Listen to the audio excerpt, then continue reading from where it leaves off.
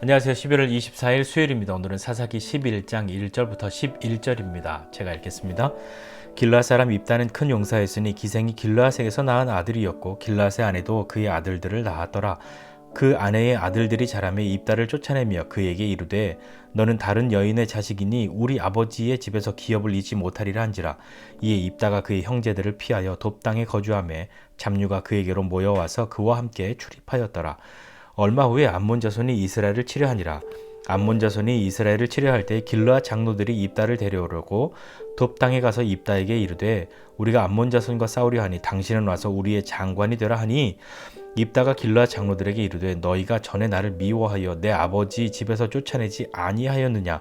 이제 너희가 환난을 당하였다고 어찌하여 내게 왔느냐 하니라. 그러므로 길르앗 장로들이 입다에게 이르되 이제 우리가 당신을 찾아온 것은 우리와 함께 가서 암몬 자손과 싸우게 하려 함이니 그리하면 당신이 우리 길르앗 모든 주민의 머리가 되리라 하매 입다가 길르앗 장로들에게 이르되 너희가 나를 데리고 고향으로 돌아가서 암몬 자손과 싸우게 할 때에 만일 여호와께서 그들을 내게 넘겨주시면 내가 과연 너희의 머리가 되겠느냐 하니 길르앗 장로들이 입다에게 이르되 여호와는 우리 사이의 증인이시니 당신의 말대로 우리가 그렇게 행하리이다 하니라. 이에 입다가 길르앗 장로들과 함께 가니 백성이 그를 자기들의 머리와 장관을 삼은지라. 입다가 미스바에서 자기의 말을 다 여호와 앞에 아르니라. 아멘. 이제 사사 입다의 이야기가 본격적으로 이제 시작됩니다. 입다는 길르앗 사람이었는데 길르앗의 아들이었는데 큰 용사였습니다. 큰 용사, 뭐 힘이 센, 유능한 뭐 그런 용사였던 거죠. 그런데 그의 출생은 뭐 약간의 서글픔을 예고하고 있습니다. 아내의 아들이 아니라 기생이 낳은 아들인 거죠. 그러니까 그 길르앗의 아내의 아들들이 장성하면서 길르앗 이 입다를 내쫓은 거죠. 너는 다른 여인의 아들이니까 나가라. 우리와 함께 기업을 잊지 못할 것이다 하고 쫓아냅니다. 그래서 이 입다가 어떤 마음을 가지고 그 자기가 자기의 집이라고 생각했던 곳을 떠나왔을지 좀 상상이 되십니까? 그렇게 떠나서 돕 땅에 거주하니까 잡류들이 그에게로 모여와서 그와 함께 출입하였다. 그러니까 이 땅엔 뭐 쉽게 말해 이런 거죠. 뭐 전쟁할 때 용병을 쓰지 않습니까? 용병으로 쓰는 사람들이 주로 머물고 있는 그런 동네였다고 그렇게 생각하시면 될 것 같습니다. 그런데 우리가 어제 본 말씀 마지막에 암몬이 길르앗을 치러 왔으니까 길르앗 사람들이 모여서 야 과연 누가 우리 앞장서서 나가 싸울 거냐, 누구든 나가는 사람이 우리의 머리가 될 것이다, 그렇게 이야기를 합니다. 그 이후에 이제 이 이야기가 시작된 거죠. 자, 누가 나가 싸울까 이야기를 하는데 길르앗의 장로들이 입다를 데려오려고 돕 땅에 와서 입다를 부르죠. 청하죠. 우리의 우두머리가 되라, 우리의 장관이 되라, 이렇게 이야기를 합니다. 근데 입다 입장은 어떤가요? 입다는 그 땅에서 자기는 쫓겨났잖아요. 그러니까 나를 쫓아낼 때는 언제고 이제 니네들이 곤란하다고 나한테 와서 도움을 청하냐, 그 되냐, 이렇게 이야기를 하는 거죠. 그러니까 이 길르앗의 장로들이 좀 싸워줘, 우리를 대신해서 싸워줘 이야기하면서 우리의 머리와 장관이 되어달라고 이야기를 합니다. 그런데 보면 이 이야기에서 보면 7절 5절 이하에 쭉 보면서 입다가 우리의 장관이 되라고 하니까 이제 와서 왜 그런 얘기 하냐. 그러니까 길르앗 장로들이 미안하다, 그건 뭐 내가 그런 건 아니다, 이런 말도 없이 그냥 무조건 와서 싸워달라고 이야기를 합니다. 우리의 머리가 되라고 그렇게 이야기하니까 입다가 이야기하는 거죠. 그래, 그럼 가서 내가 진짜로 너희의 머리와 장관이 되겠냐. 만약에 여호와께서 그 암몬 자손을 내 손에 넘겨주시면 내가 그렇게 되겠냐, 이렇게 묻습니다. 그러니까 길르앗 장로들이 하나님은 여호와는 우리 사이의 증인이시다, 네 말대로 그렇게 할 것이다, 그러면서 머리와 장관을 삼지요. 이 이야기를 보면서 우리는 무엇을 생각해 볼까, 어떤 걸 좀 볼까 하면서 오늘 같이 이 말씀 묵상할 때 사람들 사이의 관계가 무엇이 주류가 되는가, 어떤 것이 가장 중요한 가치가 되는가를 한번 좀 생각해 보게 되었습니다. 입다의 형제들이 입다를 쫓아낸 이유는 뭘까요? 물론 뭐 아버지가 다른 여자에게서 낳은 아들이니까 정이 안 갈 수도 있었겠지만요. 어떻게 보면 자신의 이득을 함께 나누고 싶지 않은 거잖아요. 뭐라고 얘기했냐면, 네가 다른 여인의 자식인데 우리 아버지 집에서 기업을 얻지 못할 거야. 이렇게 얘기를 하는 거죠. 재산을, 쉽게 말하면 재산을 네가 가져가면 안 되지, 넌 나가, 이렇게 이야기한 거죠. 길앗의 장로들은 입다를 찾아왔습니다. 왜 그럴까요? 자기들이 곤란하니까요. 이익 앞에선 물불을 안 가리는 거죠. 어떻게든 우리를 대신해서 싸워줄 사람이 있어야 하는데, 이 입다는 큰 용사니까요. 어떻게 꼬셔내든지 입다에게 이 일을 맡겨야 하는 겁니다. 그러니까 우리의 머리와 장관이 되라 이야기하면서, 입다가 니네가 나한테 이렇게 하는 게 맞냐? 날 쫓아낼 때는 언제고? 라고 말할 때 뭐 미안하다, 뭐 잘 중재해주기, 이런 거 아무것도 없이 그냥 목적이 네가 그냥 우리의 장관이 돼서 싸워주는 거니까, 그 목적을 위해서는 수단과 방법을 가리지 않는 거죠. 그 목적의 이면에는 그들의 이익이 있지 않습니까? 암몬에게 빼앗기면요, 암몬이 이기면요, 자기가 가지고 있는 거 다 잃게 되잖아요. 그러니까 어떻게든지 우리 중에 가장 큰 용사인 입다가 싸워 주어야만 하는 거죠. 입다는 어떻습니까? 입다는 뭐 자기 형제들이나 길앗의 장로들이나 사랑할 마음이 있겠습니까? 그러나 그들의 요구 앞에, 길앗의 장로의 요구 앞에 고민하는 듯 하면서 오케이를 하는 것은 무엇일까요? 얻을 이익이 있는 거죠. 너네가 날 그렇게 서운하게 하고 나를 내쫓고 무시했는데 이렇게 해서 돌아가면 내가 정말 너희의 머리와 장관이 되는 거야? 그것 솔깃하거든요. 자, 이 오늘 본문에 나오는 사람들, 입다의 형제들이나 입다나 길앗의 장로나 그들 사이에 있는 것은, 가장 중요한 것은 이득이었습니다. 이익이었어요. 자기에게 이익이 되냐 손해가 되냐, 그것을 따지는 거죠. 심지어 입다는 하나님을 들먹이면서 자신의 이득을 확고히 하고자 합니다. 만약에 여호와께서 암몬 자손을 나한테 넘겨주시면 이라고요. 그럼 내가 진짜 니네 머리가 되는 거냐라고 재차 확인하는 거죠. 그걸 위해서 뭐 기도하거나 이들이 뭐 회개하거나 서로 용서하거나 화해하거나 그런 것도 없이 서로의 이득을 위해서 속마음은 감추고 있는 것처럼 보인단 말입니다. 뭐 입다도 그렇고 길앗 장로들도 그렇고요. 다른 것 없이 그냥 각자의 목적과 각자의 이득을 향한 그 추구가 있는 거죠. 입다의 형제들은 뭐 두말할 나위 없고요. 자, 그렇다면 하나님을 들먹여 가면서 입다가 이야기했는데, 입다가 정말 그렇게 머리가 되려면 어떻게 되어야 합니까? 전쟁에서 이겨야 되잖아요.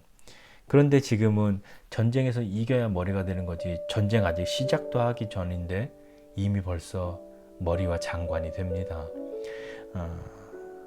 서로의 목적만, 서로의 이득만 건드리지 않으면 이라는 거죠. 최근에 우리 사회에서도 여러 가지 문제가 되고 있는 것들 중에 하나가 어떤 의미는 그들만의 공고한 카르텔, 이런 이야기들 하지 않습니까? 과연 이 11장 오늘 본문에 나오는 이 사람들은 서로에게 정직할까요? 서로에게 사랑이 있을까요? 서로에게 믿음이라고 하는 것은 있을까요? 정말 아무것도 이들 가운데서는 서로에 대한 신뢰나 사랑은 찾아보기가 어렵습니다. 결코 하나님 앞에 이들이 묻지도 않고요, 하나님 앞에 엎드리지도 않습니다.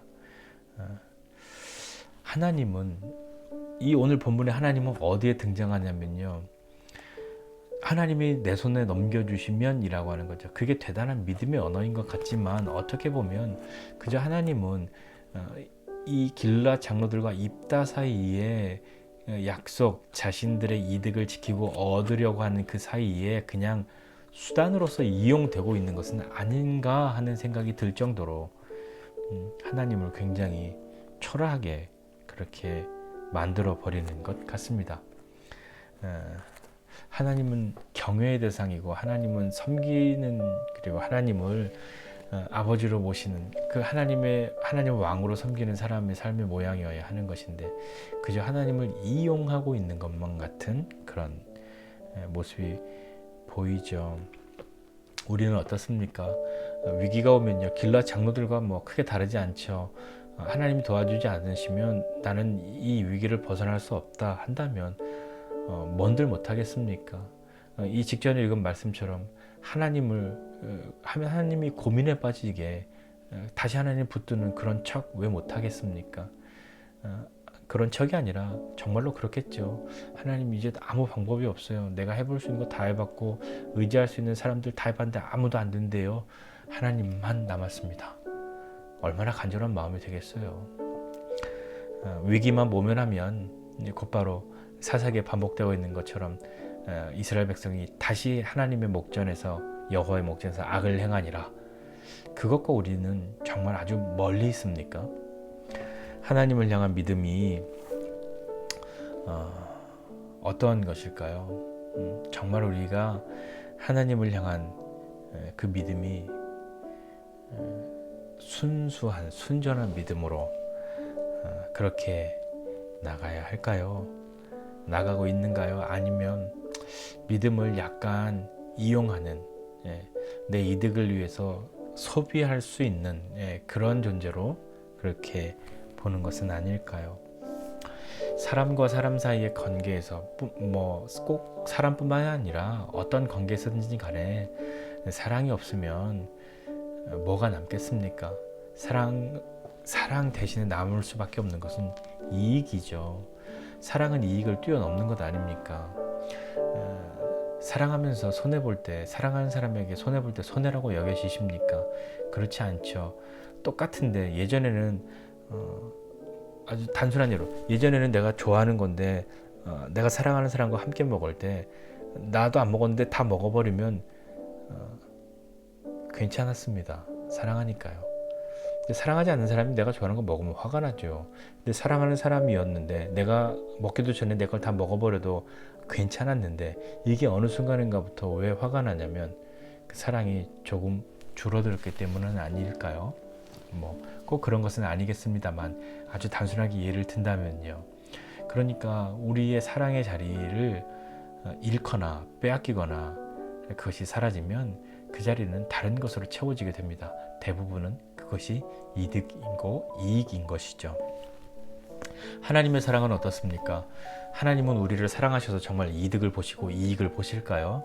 아니면 하나님이 우리를 향한 사랑은 어떤 계산에서, 그냥 객관적인 일반적인 계산에서 마이너스가 많은, 손해가 많은 것일까요? 그런데도 왜 하나님은 그런 사랑을 하실까요? 어떠한 가운데서도 자비롭고 의로우신 분은 하나님 한 분밖에 계시지 않습니다. 우리도 어떤 상황에서 자비롭고 의롭고 변하지 않는 사랑을 약속하지만 그것을 그렇게 약속한 대로 지켜내기가 쉽지 않다는 것을 우리가 살면서 경험하고 있지 않습니까? 사랑의 관계에서 사랑이 없으면 이익만 남습니다. 하나님은 우리와의 관계에 있어서 이익이나 이득을 따지시는 분이 아니십니다. 왜냐하면 그분은 사랑이 많은 분이 아니라 하나님은 사랑 그 자체이신 분이기 때문이죠. 그러니까 성경은 하나님은 사랑이시라 라고 말씀하시는 것이지, 하나님은 사랑이 많은 분이라고 이야기하는 것이 아닙니다. 많고 적음이 아니라 하나님은 그냥 사랑 그 자체이시니까요. 그 하나님이 우리를 사랑하십니다. 그 하나님이 이득이나 이익과 관계없이 우리를 사랑하십니다. 그러나 우리의 사랑 속에는 이익이 수반되어야 한다고 생각하지는 않습니까? 내가 하나님을 이렇게 사랑해 드리는데, 내가 이렇게 하나님께 잘 해드리는데 나를 어렵게 하시면 안 되지. 나에게 이득이 안 되도록 하시면 안 되지. 그런 마음이 우리에게 있다면 다시 한번 주님 앞에 우리의 사랑을 확인하고 하나님의 사랑을 의지해야 하지 않겠습니까? 오늘도 그 하나님의 사랑이 나를 향해서 아무 이익이 보이지 않는다 하여도 그분의 사랑은 멈추어지지 않고 거두어지지 않고 포기당하지 않는 사랑임을 기억하고 그것을 의지하고 힘내고 용기 내어서 우리도 감히 사랑할 수 있는 그런 저와 여러분 모두가 되시기를 주님의 이름으로 축복합니다. 기도하겠습니다. 하나님 아버지, 은혜와 사랑을 감사합니다. 하나님 사람 사이에서도 또 심지어 우리는 하나님 앞에서도 내 이익에 관계된 것은 수단과 방법을 가리지 않으려 하고 그것을 이루기 위해서는 하나님이라 할지라도 감히 수단으로 삼으려고 하는 그런 마음과 태도들이 우리에게 있지 않은가 주님 돌아봅니다. 하나님, 사랑이 없어지면 그 자리 다른 것으로 채울 수밖에 없고 다른 것이 드러날 수밖에 없는데, 하나님, 우리의 많은 관계 속에 사랑의 관계가 아니라 이익의 관계 때문에 어렵고 힘든 그런 경우도 많이 있는데, 하나님, 우리는 사랑으로 맺어진 이 관계들이 많아지게 해주시고 그 사랑, 우리의 사랑 말고 하나님의 사랑 의지하여 나아가는 그런 것 되게 하여 주십시오.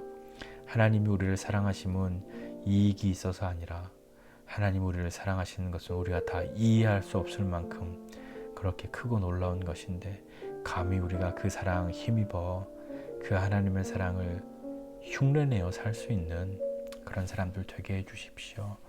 하나님, 우리가 하나님의 사랑을 깊이 경험하고 하나님을 더 사랑하는 사람으로 나아가도록 격려해 주시고 함께 해 주십시오. 오늘도 믿음으로 승리하는 우리 되도록 주님 함께 해 주실 것을 믿고 감사드리며 예수님의 이름으로 기도드립니다. 아멘.